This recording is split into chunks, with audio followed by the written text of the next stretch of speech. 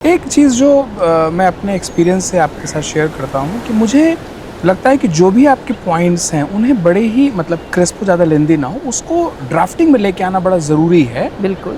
But normally आजकल lawyers को देखा जाता है, अरे सब बातें नहीं लिखनी होती ना, कुछ आर्ग्यूमेंट के लिए छोड़ो, आर्ग्यूमेंट में कवर करेंगे। सो आपको क्या लगता है आई कहाँ तक? थिंक मैं हमेशा यही कहती थी और कई दफ़ा मैंने वकीलों को ये कहना कि जब आप ग्राउंड्स ऑफ अपील ड्राफ्ट करते हैं, आप भूल जाते हैं कि जजेस ने 85 फाइल पढ़नी है दिन में।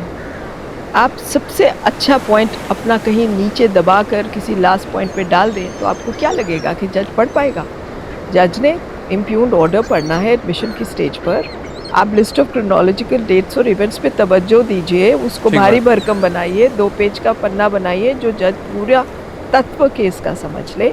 और तीसरा 3 ग्राउंड्स भी ऊपर लेके जाइए जो टॉप पे हो, ये नहीं हुक को ऊपर लेकर आइए। यस कि ऑर्डर इज इररेलेवेंट इमटेरियल वाली जो ग्राउंड्स हैं जो कि बिल्कुल हैक नहीं रहे हैं, उनको एक तरफ करिए।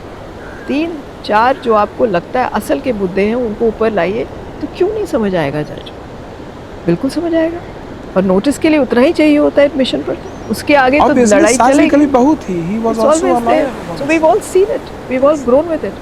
We must focus on the most important points. फिर उसको डेवलप करिए ना आर्ग्यूमेंट्स में, किसने रोका?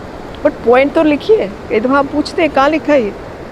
Drafting must cover all the aspects. Very important for young lawyers to realize that list of dates and events is your Bible and the draft of the grounds. The most important points. Just 2 or 3 are enough for notice. फिर चलाएंगे, उसके बाद तो होगा notice, उसके बाद अच्छा, ये दूसरी फिर साइड आएगी। ये तो हर तरह की ड्राफ्टिंग का विषय हो गया, Absolutely. चाहे आप रिट लेके जा रहे हैं, चाहे आप अपील लेके SLP जा रहे है, हैं। रिट है, ग्राउंड RFA है, FAO है, anything except a suit where unfortunately in today's generation of lawyers who have not been trained, I have actually seen grounds of appeal in plaints which is shocking to say the least. जिसने भी original side practice किया है उसको इतना पता होना चाहिए कि सूट की प्लीडिंग्स जो हैं क्रिस्प और शॉर्ट होती हैं, नरेटिव होता है, उसके अलावा कुछ नहीं।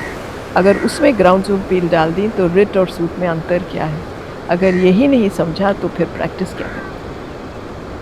It's very important.